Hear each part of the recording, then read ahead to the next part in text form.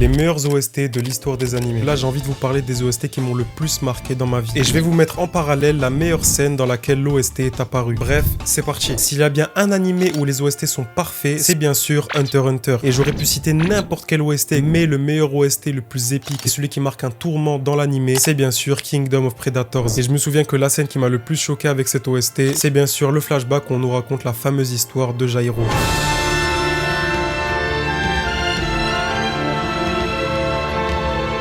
Ensuite, j'étais obligé de parler de My Hero Academia, qui est l'un de mes animés préférés et qui est aussi marqué par des OST ultra bien choisis. Mais il y a un OST dont j'entends pas beaucoup parler et qui est pour moi extraordinaire. Et cette OST, c'est To The Limit. Elle revient pas fréquemment dans l'animé, mais il y a une scène, une seule, où l'OST est présente et qui m'a totalement marqué. C'est le moment où Izuku et ses amis sauvent Bakugo de l'armée des vilains. C'est l'un des moments les plus charismatiques que j'ai vu devant l'animé. Et c'est bien sûr l'un de mes OST préférés.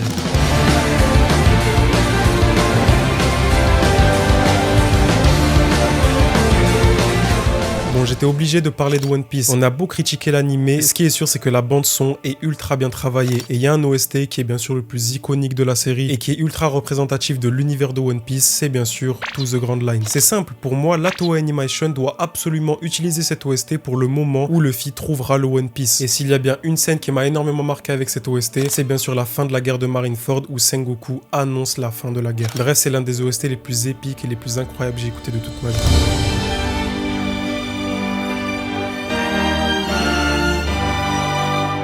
Là, on va parler de l'OST le plus immersif que j'ai écouté de toute ma vie. Il est juste incroyable, il provient de l'anime Dr. Stone et je parle bien sûr de Stone World. À chaque fois que j'écoute cet OST, je plonge dans un univers ultra vaste, perdu entre la nature, les verdures et les animaux qui m'entourent. Et s'il y a bien une scène ultra représentative de cet OST, c'est bien sûr le moment où Senku arrive à créer l'électricité pour la première fois. Et l'OST nous présente une envolée incroyable qui vient sublimer cette scène. Bref, pour moi, c'est l'un des meilleurs OST que j'ai écouté de ma vie.